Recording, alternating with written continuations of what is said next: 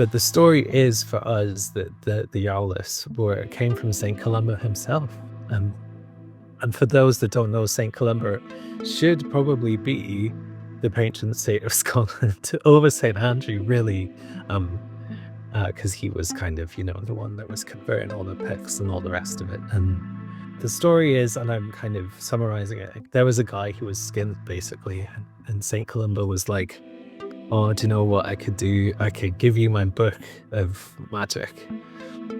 If you keep it with you a month and just charge people whatever, something like a penny or something like that. Each time you use it, you'll be rich within a month's time. So this guy takes this book away from St. Columba himself and wanders around Scotland. Kind of, I guess, you probably would say making miracles happen, but like using Iowlis to affect change.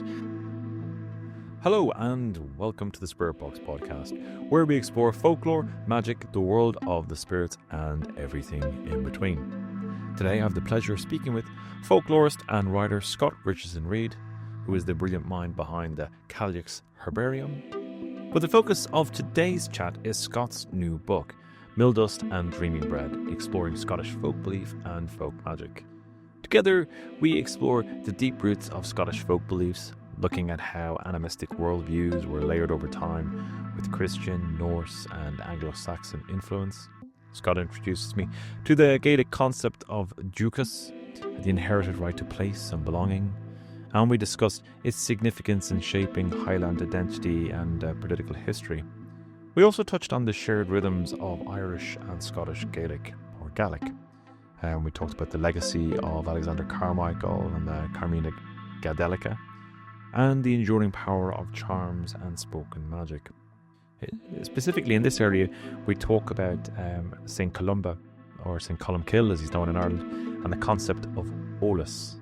And Scott tells us a story about St. Columba lending out his sacred magical book to a man in need, which kind of propagates these charms and spells across Scotland.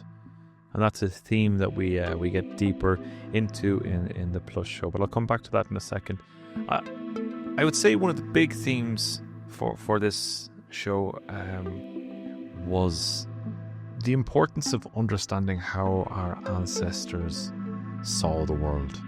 We talk about animism through the folklore and this wonderful book that Scott has written pulls together a lens through which you can glimpse how our ancestors may have seen the world. And part of that is through language, part of that is through concepts that existed within Gaelic and Gaelic culture.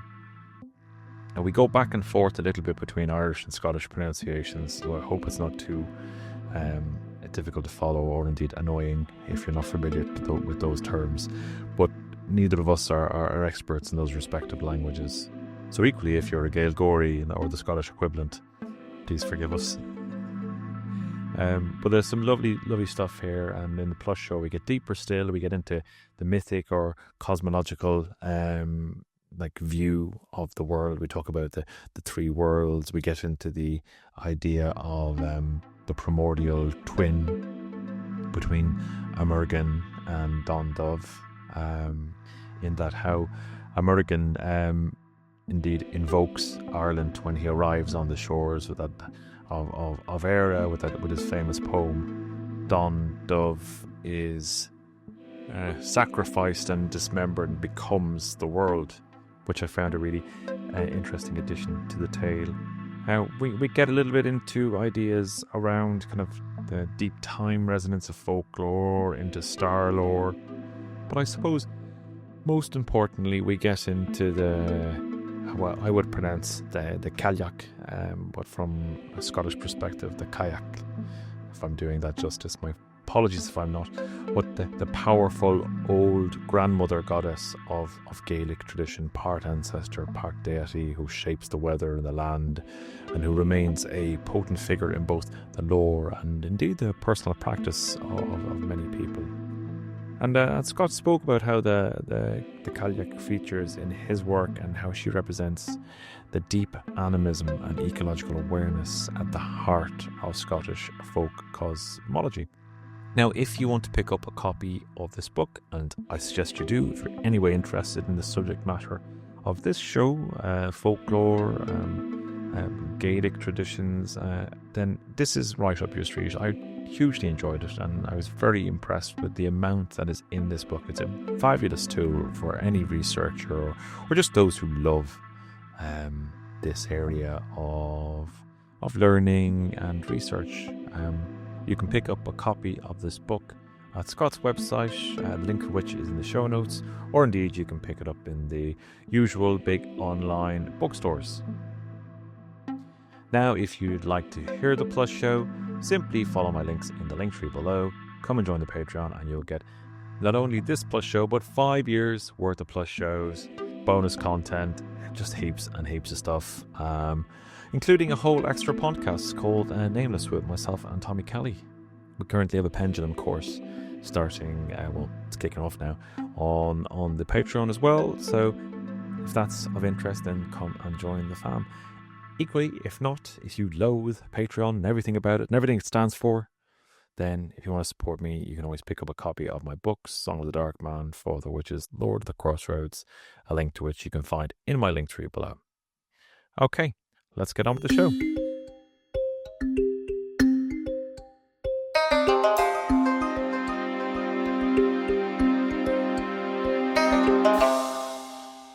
Scott Richardson-Read, you are very welcome to Spirit Box. Lovely to have you on the show. Thank you so much, Tara. I think I'm a bit of a long-time listener, first-time caller to this. So thank you so much for having me along. The people that you have on your show are really, really fascinating. I've learned so much just from listening and diving in. So hopefully I can do all of their voices justice in what we're going to talk about today. Well, I've no doubt you will. I mean, I finished your book a couple of days ago. It was beautifully titled Mill Dust and Dreaming Bread. I never asked you what that's about. We'll get into that, but and I know you touched on that later in the book around kind of the mill dust stuff. But yeah, wonderful, wonderful book. And big tome on Scottish folklore, folk beliefs, and you cover so much in it. You know, I've as I said, I only finished it a couple of days ago, and Can I just say I'm impressed that I think you're the first person I've spoken to that's finished the entire book. So well, it's a chunky monkey. You've got it's a very chunky monkey, a bit like myself. but it's wonderfully written, and you cover so much in it, you know. And I think just before we hit record, we were just chatting about it, and it is one of those things that I think is a tremendous piece of, and there's a huge piece of ancestral healing in there, you know. And I think anybody who is interested in this area, subject matter, who is of Scottish descent, and to be honest, I'd extend it to Irish descent, you know, like it is worth getting a copy of this book because there's so much in it, and you pull together like so many ways to help people understand the mind of their ancestors, you know, in terms of like language, in terms of, I know we'll get into it, but even in terms of calendar, the different types of calendar, the segmentation of the year, how the festivals fit together, which I thought was great. So yeah, wonderful piece of work. And I'm actually, when I started reading it, I was reading on the plane flying back to Ireland, with my kids in tow, and you have a footnote in at the very start of the book. There's a lot of footnotes. There is a lot of footnotes. Yes, there absolutely is. Yeah. And you know, it's one of those, when I was writing my own book, I just couldn't figure out how to do that in Google. I was like, how the fuck do you do footnotes? So everything's just boshed in the back of the book. But and I'm familiar with a kind of version of the phrase in Irish, but the phrase you have is like "Is far Gaelic brishta na Gaelic cyclista," which for non-speaking, and by the way, you know, neither of us are amazing Gaelic. You know, A week after that, Tyler, that is kind of not further. but it's like you know, broken Gaelic is better than clever Gaelic. It's basically saying just having a go is merit in itself, you know. The Irish version is slightly more sectarian with, you know, throws some kind of like that kind of like essentially translates as crap Irish is better than clever English. You know, no, Yeah, yeah, but I love that. yeah. Well, what was wonderful is like my youngest is still in his kind of like dad's amazing phase. You know, which is rapidly coming towards 10. Noticeably, but he's kind of picked up kind of like studying Gaelic, you know, like on like lingo as well, right? You know, well, he was looking at it, goes, "Is that Irish?" I'm like, "No, it's not. It's Gaelic. It's the Scottish version." No, Uh, it's spelled wrong, Dad. Yeah. well, you know, well, the one thing I find fascinating about it is, and it really shows how close, you know, the two cultures are. I mean, they were one kingdom at stage in part in Dalriada and what have you, but that essentially even a novice, like just starting and kind of learning as Irish, can recognize Gaelic as well, which was cool. Yeah, I chat to a lot of my Irish pals, and they're like, "You're just Galax is just spelt wrong." Like, I mean, that's it's very close. Yeah, yeah. There's the odd kind of U in place of an O, and yeah, kind of that's essentially it. not a long I instead of a DH. Yeah, yeah, Yeah, no, and that's can I just say hats off to him for learning at a young age, because I think it makes all the difference when you're learning a language yeah. early doors, because English language culture brings with it its own kind of like heuristics, doesn't it? You know, that kind of It does. um possession language is what I call it. Not in the not in the sense that your podcast might normally talk about either, but and in kind of Gaelic, there isn't that kind of possessiveness within the language. The heuristics of it gives you a different kind of uh, lens to understand what you have, and the kind of languages around kind of shared ownership rather than like belonging to you, kind of that private members club, like Yeah.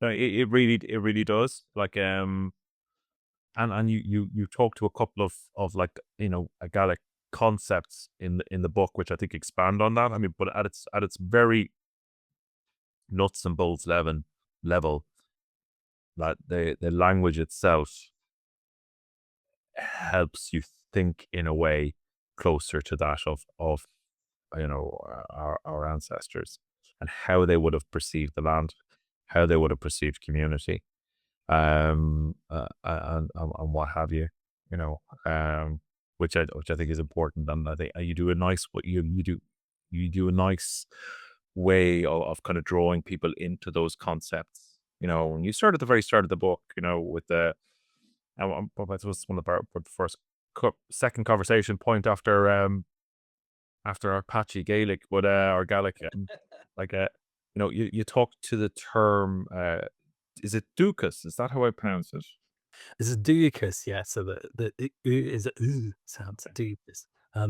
Yeah, it's a really important concept that, um, it forms a lot of the basis of Scottish folk belief way back, before, like, with the crofting and the kinda Highland Land League and stuff, um, and as I use the word there's a few caveats, I guess.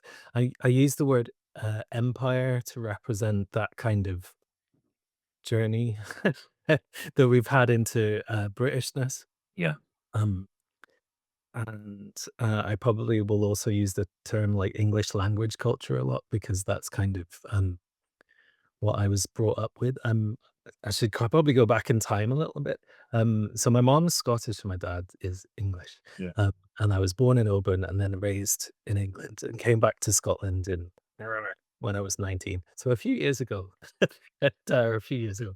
Um, and yeah, so for me, I was brought up in English language culture, and I've always really, really been puzzled as to why were we not taught Gaelic or Welsh or like our own language. And we were learning French and German, and I can Mhm. probably tell you how often I've used French and German. It's not very often unless you've been uh, on your kind of school holiday trip to like France for a week or whatever, you Yeah. know. Then you would just get force fed weird snails or something. Sorry if that sounds a bit xenophobic, but literally there were snails that we had to eat. Um, so yeah, the concept of Ducas is a hard one and a hard one for me. Um because Ducas speaks to a kind of ancestral hereditary understanding of where you are.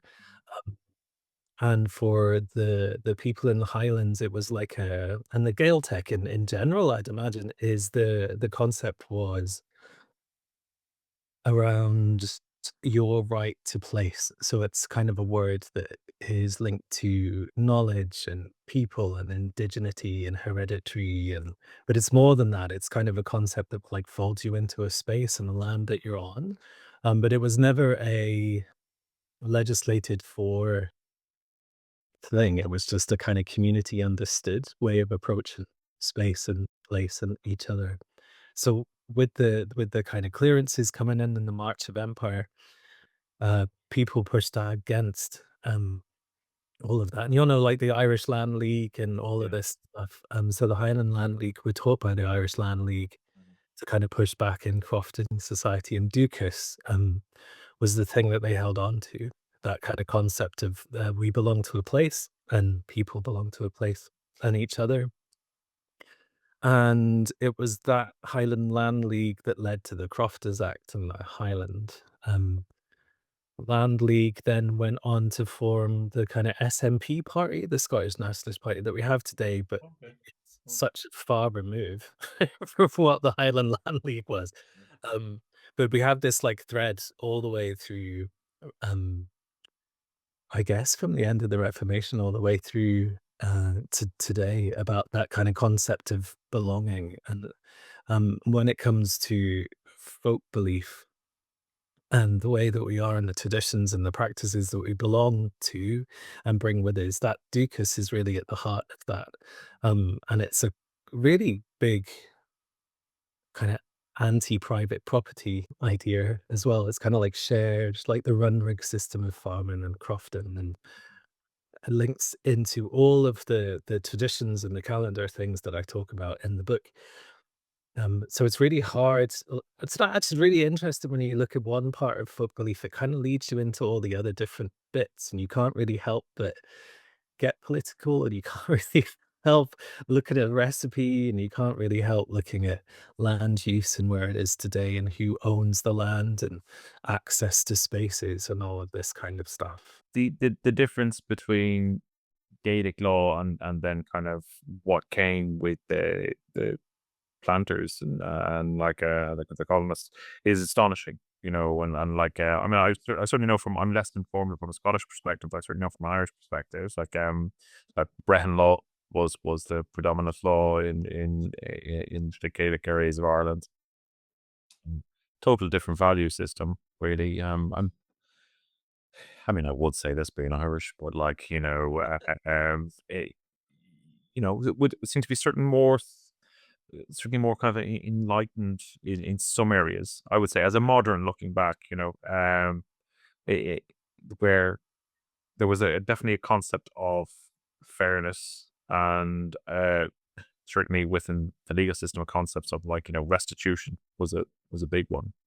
Um, but anyway, Yeah, I think that's really important to kind of clock, because that concept, as I said, is at the heart of folk belief and folk tradition. And if you're in from an English language culture, that is a completely foreign idea, because you're brought up with kind of ownership and feudal ideas and all of this kind of stuff. So when you're looking at some of the Gaelic or Gaelic context, you need to be very aware that at the heart of this is this kind of uh, shared approach to things. And it starts to really kind of come into play when we start to think about the Aoshi, and the kind of animistic roots of hospitality and offering culture, and how, I guess, how our ancestors would have viewed witches before the Reformation happened, and maybe during. As a term of, I guess, in a culture that shares stuff, if something or somebody is trying to take all of the stuff that you shared for themselves, then that's a really, really bad thing, because that means it affects everybody. yeah. Um, so under the kind of Gallic conceptualization of witches, Um, they're kind of like the bad monster type person, not like we have today in the word's been reclaimed, but anything that was kind of out for its own gain Yeah. been seen as a real issue. So when you have stories of people, I guess we've gone through Beltane, what's happened, dragging their ropes through the Mayday Dew to bring all of the kind of Torah, the goodness into their own kind of space, that would have been a real problem for the whole community. So in that concept of Ducas and animism, it all starts to kind of interplay together.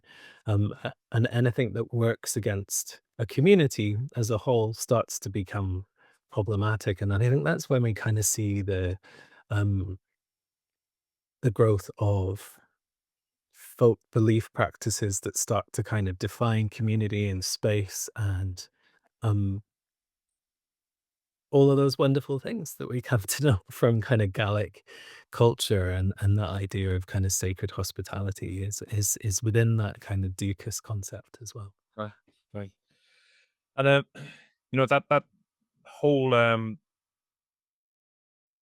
like view of the witch, I think is a really important point you make in the book, with you know not looking at the term through modern eyes, and kind of, but you give that kind of context of like the whole idea of witchcraft in its malefica space, as opposed to like a wise woman ban fiasa, as the term in Ireland, um and then kind of like belief in the she um gets squished together, right? Like as kind of like, and anything that's outside the world, and the kind of the very very clear defined borders of the church, um is some form of heresy, and they all kind of squish together and merge together. And we see this in the folklore, don't we? We're kind of like, the folk devils, also the king of the fairies, is the Lord of the Dead. All kind of merge together, and we kind of like this kind of very difficult to untangle a mishmash. Um, but you give some great examples of that when you talk about things like, as a particular spell, brilliant name, the big black wallowa. Yeah, I love that. Um, yeah, the big black wallow is an example from the Orkney Isles. I forgot what I was going to say before we kind of came into this, but it'll come back to me and a kind of flash inspiration, I'm sure. Um, so I think one of the things that people maybe don't realize if they're not from the UK or have never been to Scotland or don't know their history, that Scotland is a big melting pot of influences. Like we're a thumbprint of an island in a sea. So anyone with a boat's been here. And if you think about the time of Columba and Christianity, not so long after that was the Norse and the Vikings, and then came the Anglo-Saxons, and I don't know, like it's just been an onward kind of melting pot of things. So the big black wallower, why I'm mentioning that in context is a story from the Orkney Isles, and it's this whole kind of it's a well-known rhyme, and I think Denison. So if I quote people's names wrong or something, all I'm gonna say is start to say refer to the book because this is why we write stuff down, isn't it, Tanner? So we just I want can't pronounce anything, but it's cool. so we don't have to. You're in a safe space there. Okay, so in the book, I talk about this a lot, and it's a rhyme where somebody lies down on the beach and they throw 7 stones into the sea, and in each time they throw a stone into the sea, they like name a thing that they want to. And at the end of it, it's like a kind of in the devil's name kind of vibe that's got this whole thing in it. And it's always puzzled me a little bit because, or a lot, when we look at stuff through a different lens, these examples of uh, Isabel Gaudi is one. This is another. There's others. They're like too perfectly perfect. They're like literally, if you were going to get somebody to tell you a story about witchcraft, that would be the one that you'd want them to tell you. Um, and so there was lots of work done with the Orkney folklorist around this kind of rhyme. And they were suggesting that the wallow was like a vulvar, like a Norse saver practitioner. And I was attending Performing Magic in the North conference, and there is an academic who I reference in my book, whose name escapes me. She's brilliant. Who was giving a talk about the etymology of the word wallower, and how it linked to uh, through this kind of really interesting route to the idea of elf lore, like the Hulda folk in Iceland and elves and alfs. They're kind of very similar conceptually to the good folk that we have in Scotland. And really unpicked and kind of unraveled this whole bit of mystery. So rather than it being about uh, this thing that lurks in the sea that people like to make offerings to, it suddenly becomes a bit of a kind of Norse practice embedded on a Scottish island, unsurprisingly, given its history. Um, and then it starts to give it another context, then, doesn't it? It starts to be like, well, it's not a devil anymore, it's an elf. And if it's an elf, what does it mean? What was happening?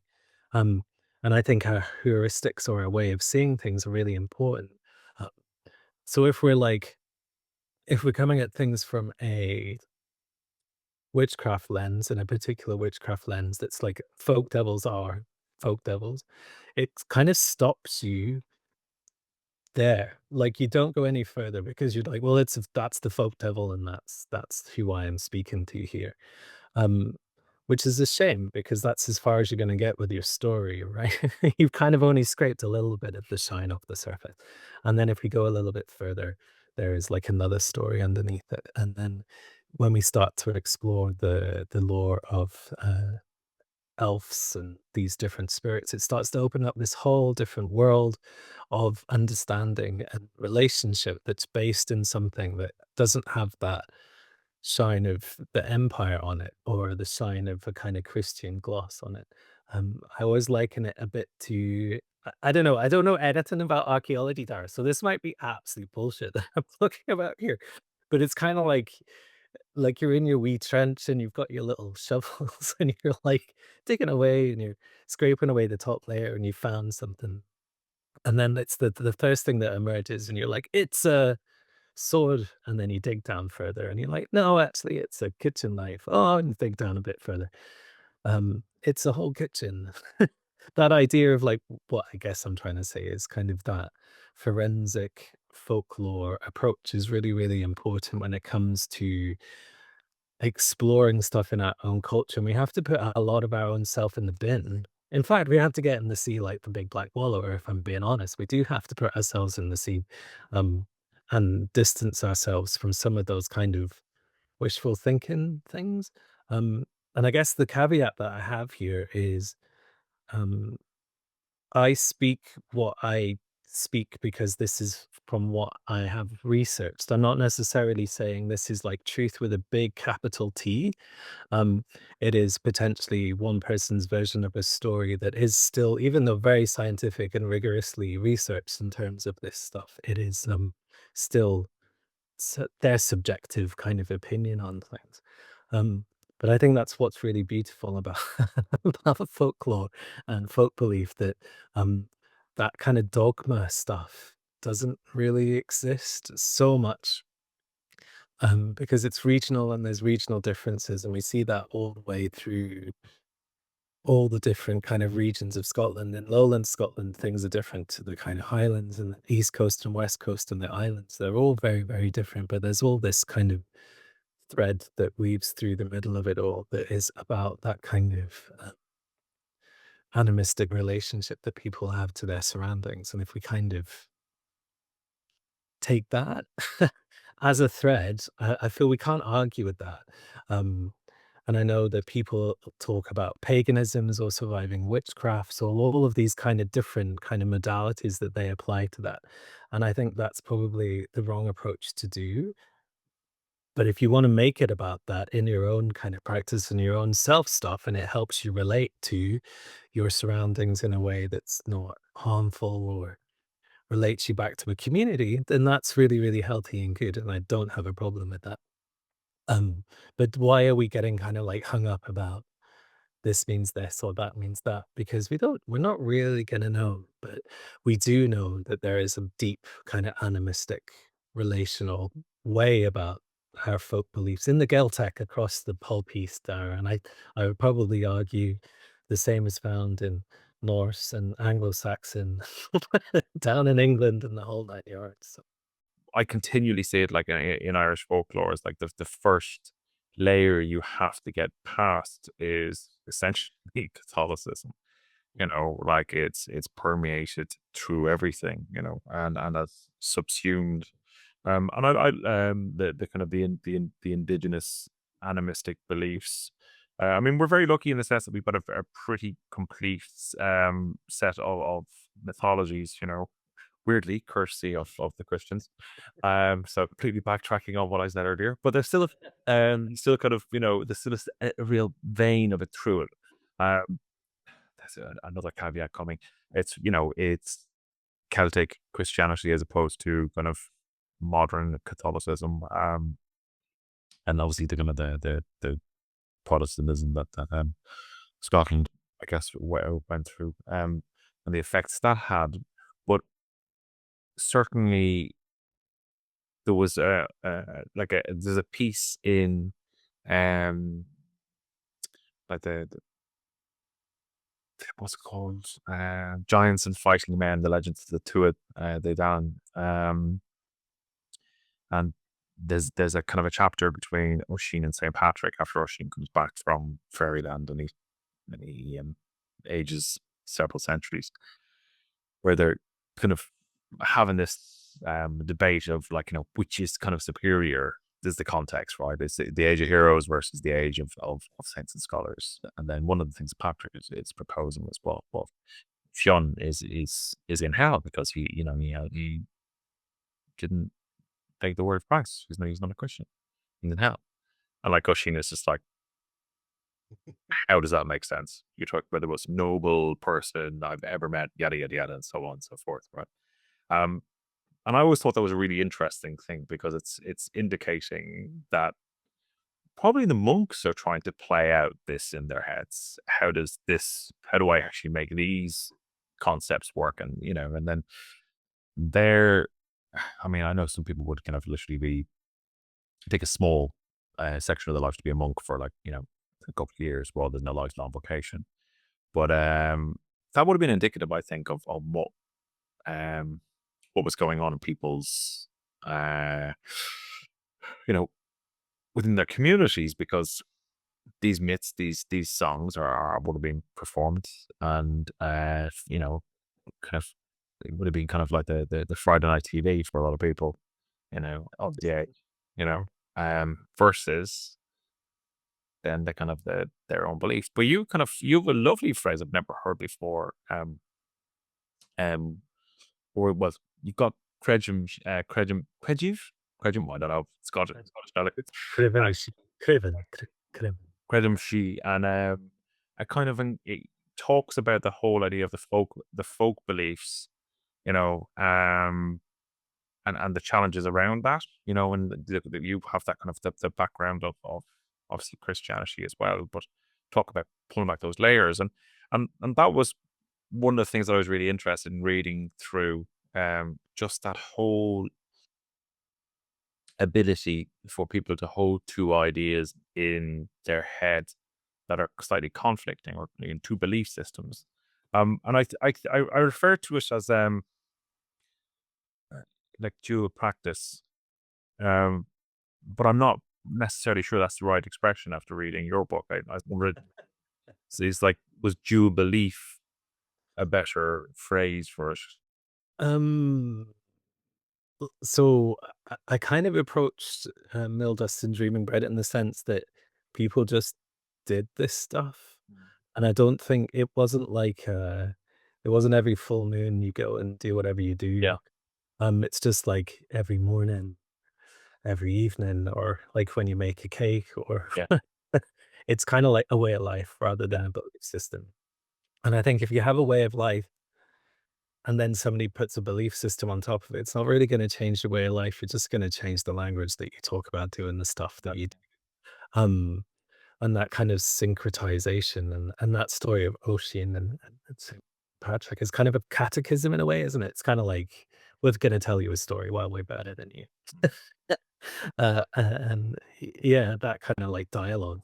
Um, but we can see the strands of it all the way through time. And this is what, when I talk about it could have been she, fairy belief, I find the F word really hard there, and I don't know what it is, but like, I get really annoyed about it, just because I think because it's a loan word from French, and it's the kind of every time you say it, it just conjures up Tinkerbell in my mind. Uh, but like the good folk and stuff, we have our own Yep. kind of words for it. Um, but if you think about, I guess, at the time of Thomas the Rhymer, he was multilingual, potentially Brythonic and Gaelic, Scots, and like, so he was in the middle of all of these different cultures and French and Norman. Um, Excuse me, burping. We're on the shores of Scotland when he was around. So, like, it's a really cultural melting pot of stories when he was around, I think. Yeah. So, if you have a way of being in the world and you're kind of bombarded by loads of stuff, you're not going to just stop doing it. You're just going to kind of allow yourself to tell the story of it in a different way. Because at the time, it probably doesn't feel like you are being erased as much. Maybe it does. And maybe that's why you kind of go underground with it a little bit. Um, but the, the UK's always had lots of different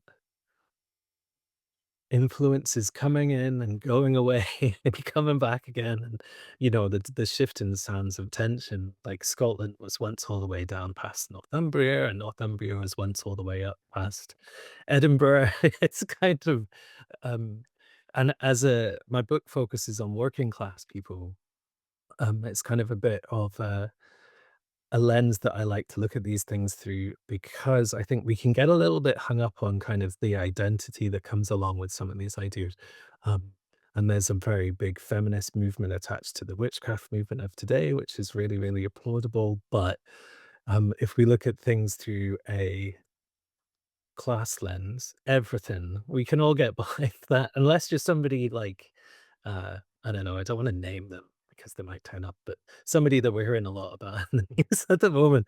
Um, they're very different, but what brings us all together as people, and a folk belief is what we would be doing on a day-to-day basis. And that's not something necessarily that is really recorded by elite thinking. And if you think about who the elites were at the time, it is the clergy, Yeah. and it is the clergy work for the royal family at the end of the day. Yeah. So we have a lot of that. Those stories are quite safe, I think.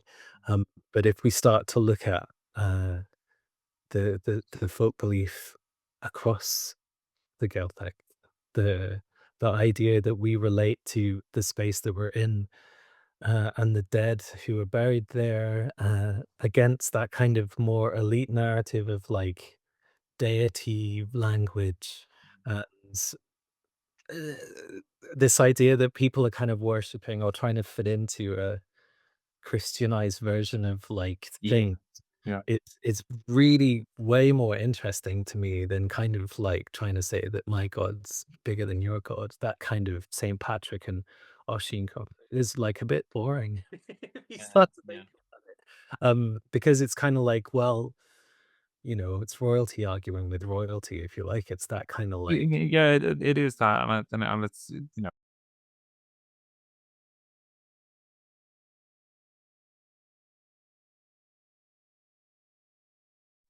it's a very good way of positioning it, because you're right. If you're your average subsistence person trying to hang on to life by a fingernail, you're like, I don't give a shit which one of you are right. I'm just gonna make it through the winter. Your goals are less significant but more immediate. For sure. Um, and it is kind of a medieval pissing contest. Um, I like that. It is. And I guess we should probably acknowledge as well that I'm gonna say the F word, fairies, have only been studied probably about since 1000 AD, or written down. So it's like 1,000 years of people telling stories.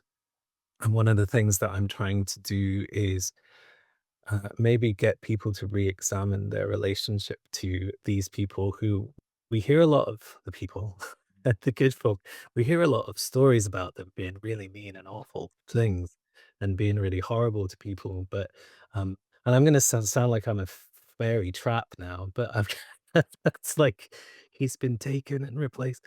But imagine if that wasn't the case. So if we put that idea in the bin and we call that really bad PR for them. And then we say, like, but what happens if the Krivenshi represents a kind of ancestral practice that we were talked out of through that time?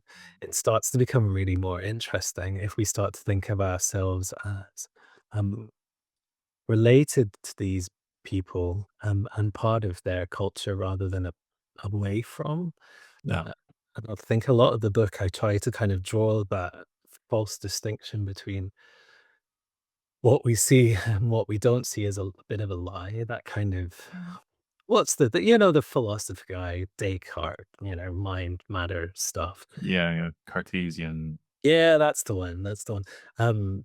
That kind of split between it's not if we look at the folk belief, it doesn't exist. Robert Kirk talks about it not existing, but then later on it's turned into kind of ether chat and the Celtic twilight took hold of it. Um, but each of the people who are writing this stuff and always have, and I do too, they they always have a narrative around it. They have to have and it's used to, like, even Alexander Carmichael, who was writing about animism and the Carmina Gadelica, the Song of the Gale. Um, he had a whole agenda behind what he was doing too. He was trying to kind of protect the Highlander from being slandered, and said that he was um, awful, kind of barbarian.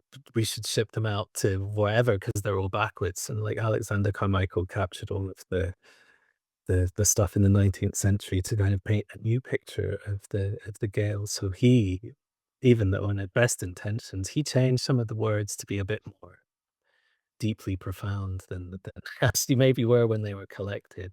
But also he was a member of the elite too. Um, Robert Kirk was a member of the church right near the end of the Reformation. Brave man for doing that. But obviously he has to couch it in the language of religion. Yeah. Um, Yeah. yeah, it's kind of like Walter Scott, even though he's great, was also doing the same thing and kind of sold out to the side of Britishness and was appropriating, or you could say, kind of gathering oral stories. And there's a lot of storytellers and storytelling families who can't stand him for that reason that he took their stories and wrote them down and completely changed them. I forget where I'm going with that, but the idea No, that it's I get like it's an important backdrop for kind of what we're talking about. It's like, I mean, fundamentally, the people that wrote this down were different because they could write, right? yeah, So that immediately put them into kind of a different view from the common people, right?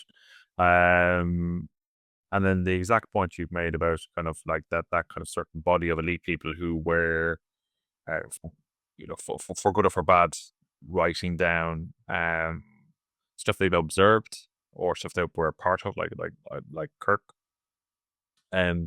We've the exact same thing in our like that book, like of Gods and Fighting Men, Gods and Fighting, not John's Fighting, Gods and Fighting Men and the Two of the Dana.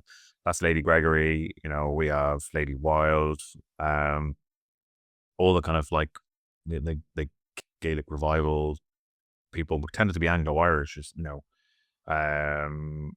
and there's a certain amount of that you see in the writing, you know, like really like astonishing phonetic spellings, and this is where, like, I mean, reading through an awful lot of that stuff, and I cards on the table. I am grateful for that stuff. I understand that the challenges with, but I am grateful for it because there's lots of stuff like would be gone, if that didn't happen. But what that really drove me to realize is that, like, I was like, I have to learn Irish. I have to both be able to read more to this at source and things like the Irish schools collection, where it's a big part of that's in Gaelic, hugely helpful, to see and understand, and then and really get the nuances of words. Which again, it kind of loops this around back to kind of what you kind of opened your book with, and the importance of language.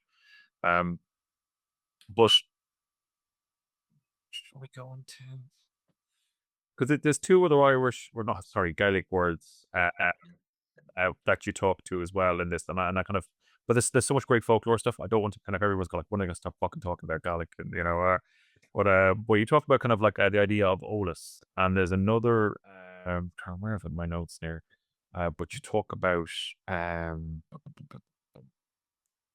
is it Ranan? But really, yeah. Yeah, that's sounds so amazing. Could we chat in those areas, and then let's get it. Yeah, so because Scottish Gaelic, so Eolus for Eolus is Eolus. E-O-A, what am I saying? E-O-L-A-S. Eolus. Yeah.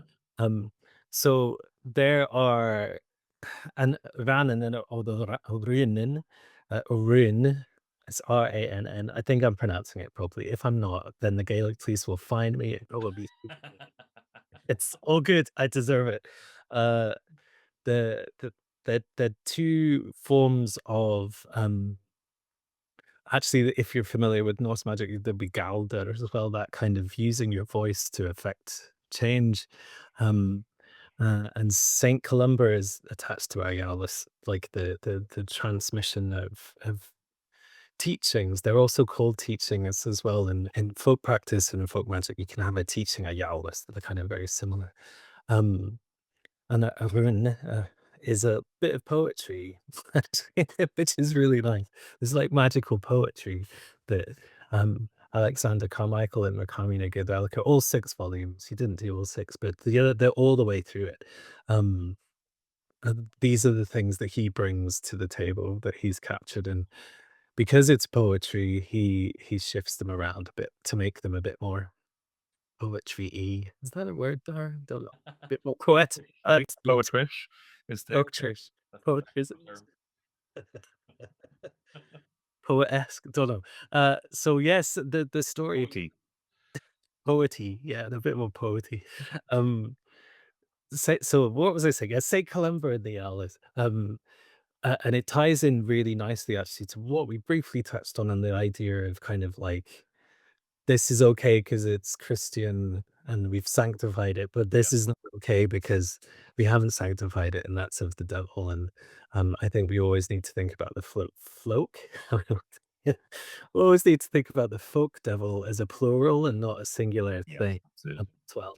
Just another caveat. So lots of people used Yalis, so they're kind of little, if you like, little Gaelic spells, and I'm doing bunny ears because it's a podcast.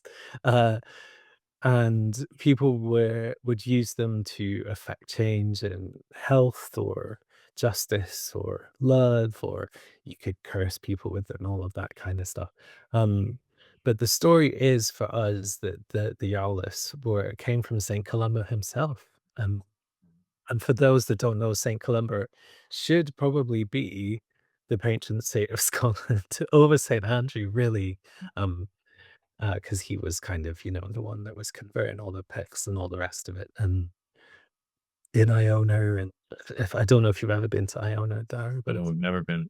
it's really, really magic. Like really, really just. There's like a she mountain in Iona too. That's a whole story for another day. But yeah, the story is, and I'm kind of summarizing it. It goes into more in my book. I'm just going to say that a lot during this interview. There was a guy who was skinned basically, and Saint Columba was like, "Oh, do you know what I could do? I could give you my book of magic. And if you keep it with you a month and just charge people whatever, something like a penny or something like that. Each time you use it, uh, you'll be rich within a month's time." So this guy takes this book away from St. Columba himself and wanders around Scotland. Kind of, I guess you probably would say making miracles happen, but like using Yowlis to affect change. Um, and I guess he then came back after a month. So I'm going to go on a tangent, but we'll come back to that thought. And gave the book back to St. Columba, having made loads of money. And then St. Columba was like, never going to give this book to anybody else, and then burnt it. But I think that's how the story goes, but they always change in the telling. So by that time, though, of course, everyone had already found out what the magic was.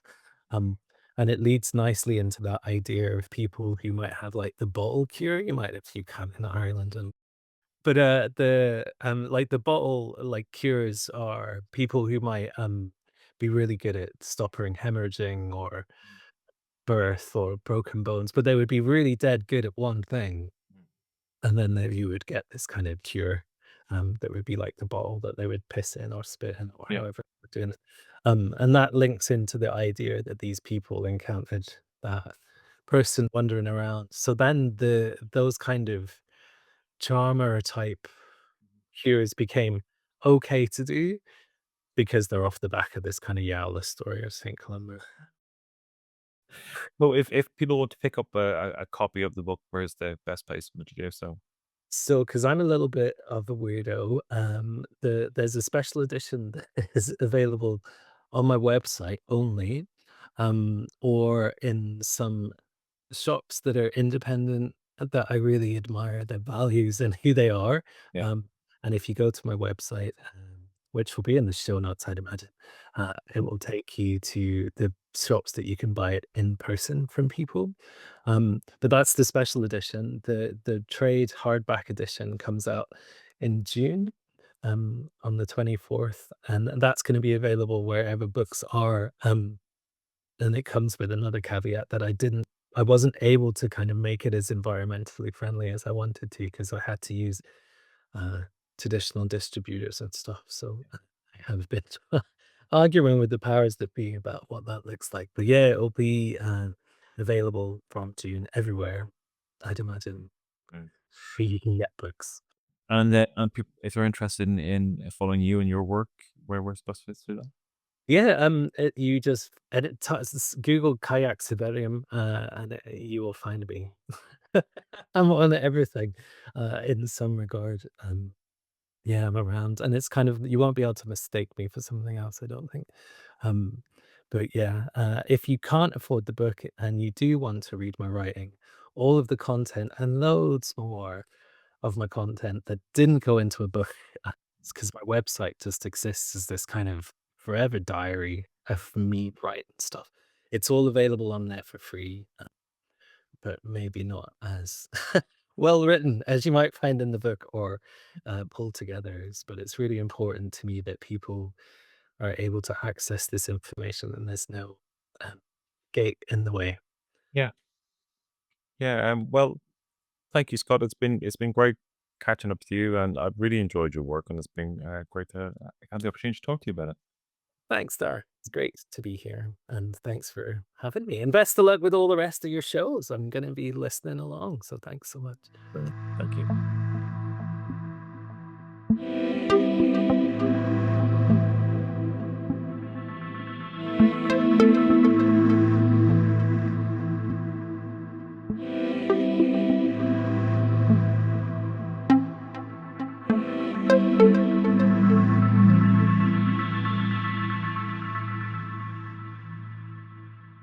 Well, I hope you guys got something from that. I certainly did. I The more and more I think about it, the more I feel the importance of language and how it frames the world, and how our view of the world is completely obfuscated through the lens of language, and then the the feudal way of thinking, or the capitalist or commercial or political models of um, the modern world that all come out of empire.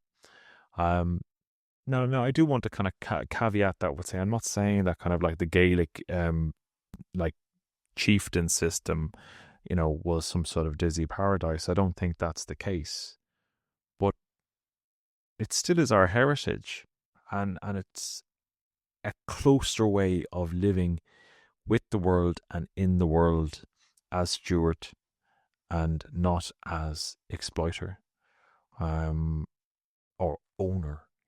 So I think there's value there, and I'm not sure exactly what it is. I can't pin it down. I don't have the complete language for it, but you know, I can kind of see it. I can kind of see the hazy shape of it, and I hope those of you who are that way inclined can get what I'm talking to as well. Anyway, I'm going to leave it there. I hope you all got some of that. Scott's book is brilliant. I really enjoyed it, and if you, as I said, if you're that way inclined, do yourself a favor and pick it up.